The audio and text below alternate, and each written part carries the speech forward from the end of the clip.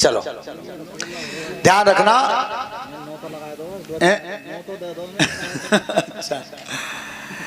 उस समय आज जिस बाग में फूल तोड़ने के लिए प्रभु श्री राम गए हैं गुरुजी के लिए, उसी बाग में सीता आई थी सखियों के साथ।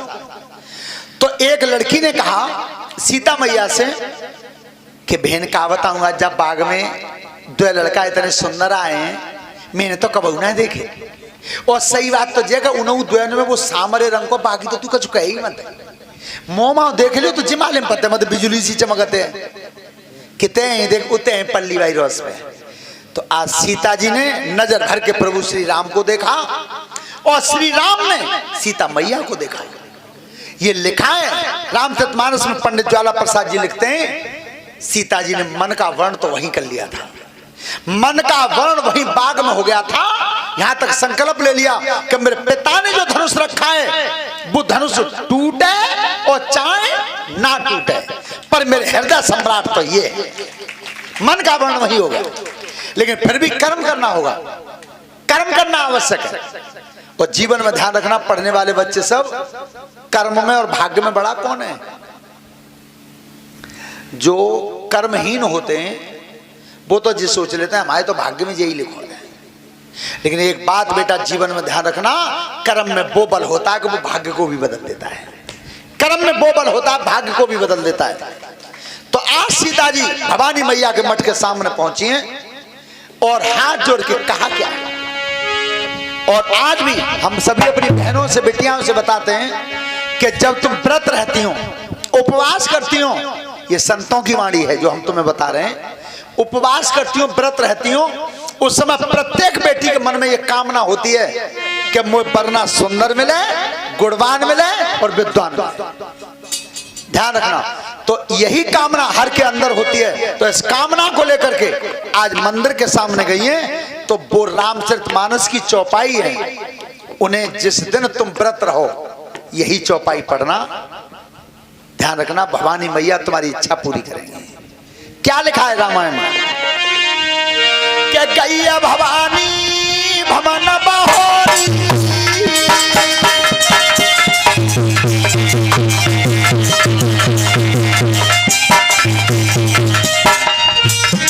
गैया भवानी भवन बहोरी, बंधी चरण बोली कर जोरी,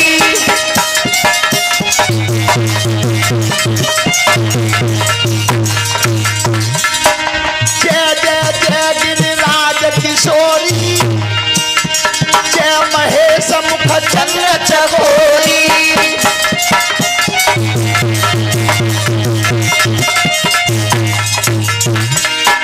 जय गजबदन सदानंद माता, जगत जननी दामिनी दुति गाता।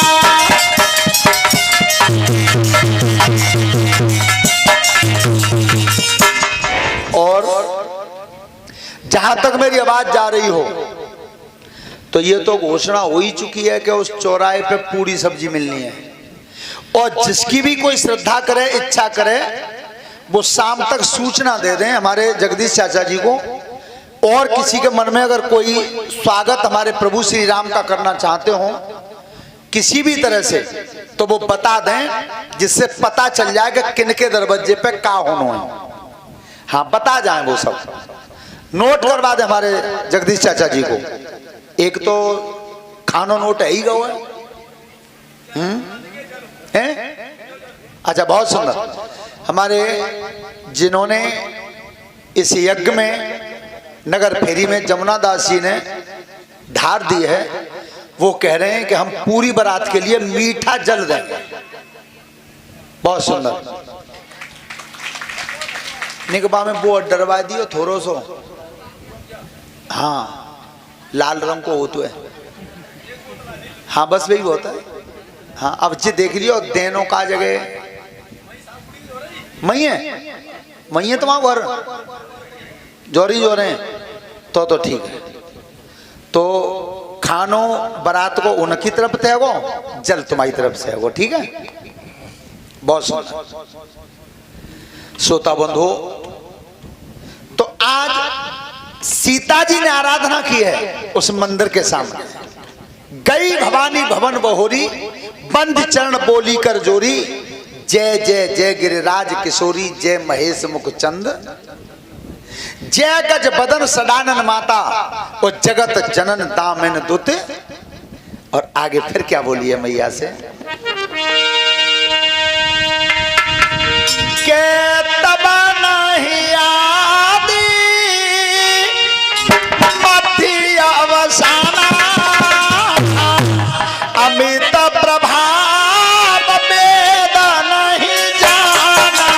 राम सिया राम बोला राम जय जय राम, राम सिया राम बोला। भव भव विभमा तना भवतारिणी, विश्व विमोहन सुवास विहारिणी। राम सिया राम बोला राम जय जय राम, राम सिया राम बोला। आज सीता जी नाराज रखेगी, मैया मैं तुम्हारी शरण में हूं, मैया तुम ही कार्तिक और गणेश की मां हो। तीनों काल नहीं रहते तब भी मैया तुम रहती हो, जन्मदाता पालन करता संहार करता मैया तुम ही हो। आज मैं तुम्हारी शरण में आई। ध्यान रखना, पत्थर की मूर्ति बोलती नहीं है, लेकिन अगर भाव सच्चा है और प्रेम सच्चा है, श्रद्धा सच्ची है, तो बोल भी जाती है, बोल भी जाती है। श्रोता बंधो, आपने वो कन्हैया का एक गाना सुना होगा, जो एक बुढ़िया मैया अपने बेटे की तरह से रखती थी, और जब वो मूर्ति धरती पर गिर गई थी तब मैया रोते रोते परेशान हुई, बेचैन हुई। तब कही कि मेरे बेटा को किसी डॉक्टर को दिखा दे। अब उनके बेटा जब डॉक्टर साहब के पास गए तब कही कि मेरी मैया सबोर आ जावे, तुम डॉक्टर साहब चले के देख ले। अब डॉक्टर साहब उस चक्कर में पड़ गए कि जब मूर्ति है पीतल की, तो जब का देखेंगे का नवज पकड़ेंगे। लेकिन ध्यान रखना, उस बुढ़िया का वो प्यार था कि जिस समय डॉक्टर साहब आए तो डॉक्टर साहब ने की, मैया तुम्हारा लला ठीक है, कोई परेशानी ना, कि बिना देखें। ए डॉक्टर, वो मरीज देखते का वो काना में लगा के ताए देखो, तब मालूम पड़े मेरे लले का परेशानी है। ध्यान रखना, जिस समय आला लगाया गया और उस मूर्ति पर जाकर के रखा तो दिल की धड़कन आ रही थी। उसमें दिल जैसे धड़कता है वैसी धड़कन आ रही थी। सच्चा प्यार इसे कहते हैं। तो इसी तरह से आज भवानी मैया के सामने सीता आराधना कर रही है। उस समय लिखा है गोस्वामी जी ने, क्या कि बिना प्रेम बस भैया भवानी,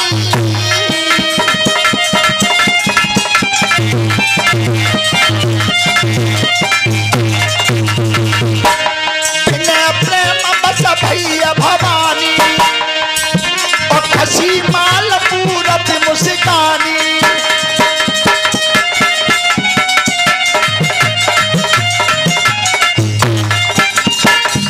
माला छूट के गिरी, वो तो सीता जी ने प्रसाद समझा, प्रसाद समझा जो माला गिर गई थी। लेकिन आवाज कान में कौन सी आई है?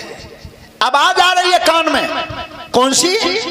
लिखा है मेरे गोस्वामी जी ने, के सुने सिया साथी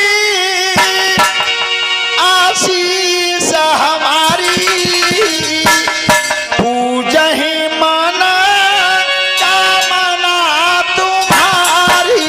राम सिया राम बोला राम जय जय राम, राम सिया राम बोला।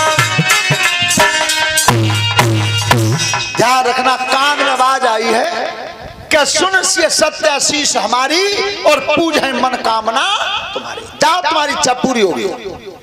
अब सीता जी तो लौट गई, लेकिन भवानी मैया विचार करती हैं कि मैंने सीता को वचन दे दिया है, सीता को वचन दे दिया है, क्या तुम्हारे मन की इच्छा पूरी होगी। ध्यान रखना, यज्ञपति महाराज जी, देवता जितने भी होते हैं और देवियां होती हैं, उनके सामने मांगने के लिए भी अकल की जरूरत पड़ती है। वहां भी मांगने की जरूरत पड़ती है। किस तरह से? एक बार ये हमारे स्वामी राजेश्वरानंद जी ने सुनाया अपने मुखारविंद से कि एक बुढ़िया मैया थी, उनको आंखों से दिखता नहीं था। पहली बात, आंखों से दिखाई नहीं देता था, झोंपड़ी में रहती थी। अब विचार करो, आंखें तो दिखे न, झोंपड़ी में रहती तो फिर धन तो हो ही कहां। एक परेशानी और थी कि उनके जो बेटा था वह बेटा पे बेटा नहीं हुआ। 3 परेशानियां थी। निर्धन थी, झोंपड़ी में निवास करती थी और बेटा पे कोई संतान नहीं थी। लेकिन जब भजन करती रही भोलेनाथ का, दिन और रात भजन करती रही, तो भोलेनाथ ने प्रकट होकर के कहा कि मैया मांग ले, क्या मांगना चाहती है। लेकिन एक बात ध्यान रखना, वचन दूंगा एक ही। अब जित तुम्हारी इच्छा है, क्या मांगना चाहती, दूंगा एक ही वचन, जो तुम्हारी इच्छा हो। पर धन्यवाद बुढ़िया मैया को, एक वचन में मांगा क्या, वचन एक ही था। तब कही, प्रभु अगर देना चाहते हो तो सुनो, मैं ये मांग रही हूं कि एक बहुत बड़े सुंदर भवन में अपने नाती को सोने की थाली में भोजन खावत देखूं। अब विचार करो, दिक्कत तो ही ना हो। भोलेनाथ ने की धन्य बुढ़िया, गुरु कोई बहुत अच्छा है। क्या मांगा, सुंदर तो भवन मांग लो, और नाती लड़का पे लड़का सोने की थाली में भोजन खा तो देखूं, तो मतलब आंखें आनी चाहिए। मांगे तो ऐसे मांगे, ये चतुराई होनी चाहिए। अब ऐसे का कि एक बार हमारे पुन्नी फूफा भजन कर रहे, सो बुआऊ बैठी बराबर में, जे ललऊ बैठे उनके, सो तीनों ने भजन करो तो शिव जी प्रकट भये। देखो बुढ़िया तो कैसो मांग गई कि एक ही शब्द कहो और एक में सब चीज लगा दी और सब ही मिली। सो जो तीनों बैठे बोले बाबा प्रकट भये, सो उन्होंने कही कि मांग लो। पर तीनों जने जा सुन लो, एक ही एक वचन दूंगा तीनों को, कि बस इतना ही बहुत है। सो पहली बेर में वे फूफा ठाड़े होने चाहते कि मैं ही मांगू पहले, तो तक बुआ ने मां के वहीं दावे दे, बैठे नहीं तुम्हें माने में, तुम्हें तो ज्यादा मैंने ध्यान करो है, मैं मांगूंगी पहले। फूफा चुप है कि मांग लो। सुबिन ने कही के भगवान कहा मांगू, 70-80 साल की उम्र है गई, चलो जातो ना, घुटन ते बैठो जातो ना, ये भोले बाबा तुम वो 16 साल की कन्या बना दे। सो भोलेनाथ ने हाथ तो फेरो, 16 साल की कन्या बनी गई। फूफा बोले तेरो वो समय ना चलो जाए, मैं मरबे बैठूंगा, बताओ एक पाँव में मरगटा में, वो 16 साल की बन के मुस्का रही। बात यह है वो कोई और रहे होंगे, ये तो हम हंसी में अपने चाचा से कह देते हैं। तो उस समय तब वह बुढ़िया थी गई, तो बुढ़िया ने तो मांग ली, 16 साल की कन्या बन गई। अब उन तो टोकते की तुम मांगो, उनने की मैं मांगू का। पहले तो जीवा अग्निबाई के समय भूल गई, जो ब्याह पढ़ता में जगदीश पंडित जी ने किस्म ली, बाई भूल गई, 16 साल की बन गई। अब मैं बैठो मरवे, महाराज ऐसा करो तुम जा कुतिया बना दो। सो बिन हाथ फेरो, सो कुतिया बनी। अब नंबर आया बेटा का। देखिए मांगना अलग अलग पड़ा। बेटा थी कि तुम मांग लो, बेटा ने कि प्रभु अगर देना ही चाहते हो तो मेरी मैया जैसी हथिकाई तैसी की तैसी बना दे। 80 साल की फिर बन गई। तीनों ने मांग लो, मिलो का हुआ कुछ नहीं। लेकिन ध्यान रखना उस चतुर बुढ़िया ने किस तरह से मांगा था। 3 चीजें मांगी और एक ही वचन में मांगी, एक ही वचन में। तो भगवान से मांगे तो नहीं, चतुराई से मांगे तो सही है। जीवन में ध्यान रखना उस समय। आज मैया विचार करती हैं कि मैंने वचन तो दे दिया है, लेकिन राजा जनक के यहाँ बड़े बड़े वीर महारथी आए हैं, अगर और किसी के हाथ से धनुष टूट गया तो मेरा वचन झूठा हो जाएगा, मेरा वचन झूठा हो जाएगा। तो आज भवानी मैया क्या करती थी, अपने वचन को रखने के लिए सुनो ऋषि धरि ध्यान, अरे बचन ते और पर गयो भेटा है।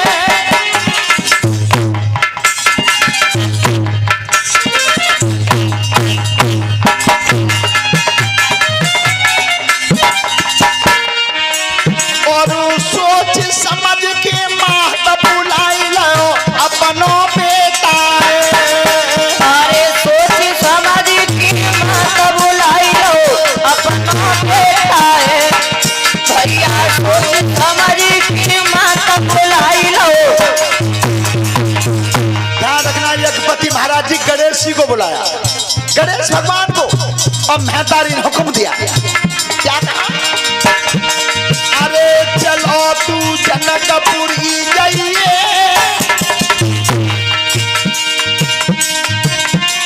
अरे चलो तू जनकपुरी जाइए,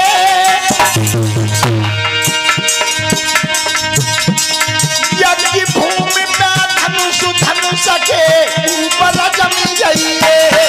बेटा यज्ञ भूमि पे धनुष के ऊपर जमी जाइए। रणभूमि बनी है जनकपुर में, और तुम्हारे पिता का कठोर धनुष रखा है। ध्यान रखना, उस धनुष का नाम क्या था? उस धनुष का नाम था पिनाक। पिनाक था। तो वो धनुष रखा है, उस धनुष पर जाकर के बैठ जाना, और वो भी किस रूप से? अदृश्य रूप से, किसी को दिखाई मत देना। और ये मेहतारी का हुक्म है। कौन सा? अरे बचन मेरो हटना सुत पावे, अरे बचन मेरो हटना सुत पावे। चाहे कितनो मारे जोर धनुष नाय तिलवर हिल पावे। अरे चाहे कितना मारे जोर धनुष नाय तिलवर हिल पावे। बेटा कितना मारे जोर धनुष नाय।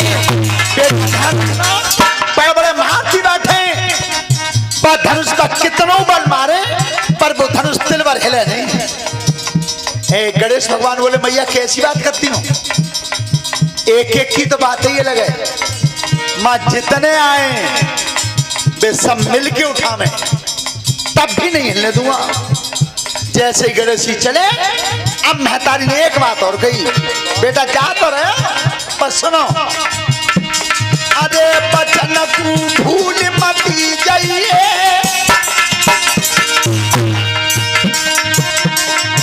जब उठ के आमे राम धनुष तू बेटा तजिए। अरे जब उठ के आमे राम धनुष तू बेटा तजिए। अरे जब उठ के आमे राम धनुष बोलिए गणेश भगवान की। ये मेहतारी ने कह दिया कि जिस समय राम आए उसी समय धनुष को छोड़ दे। अरे जाखना हुक्म सुनो जननी को, शिव को चली जाओ तुरंत कुमार, जनकपुरी में पहुंच गए। पक्षी सुन लो वचन हमार,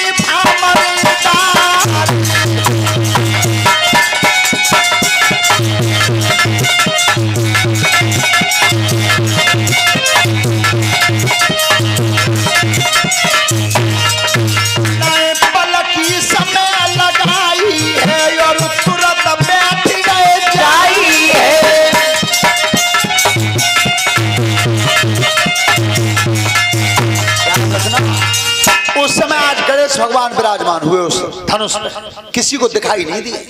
अदृश्य रूप से बैठे थे। और इधर महाराज जनक जी के यहाँ दरबार में सब राजा महाराजा बैठे थे और विश्वामित्र जी के साथ राम और लक्ष्मण भी आए थे। लेकिन ध्यान रखना, उनका मंच अलग बना हुआ था, अलग। तो जिस समाज में आज विश्वामित्र जैसे ऋषि भी, ब्रह्म ऋषि और भगवान राम और लक्ष्मण को लेकर के आए, उस समाज में लंकेश रावण भी आया था।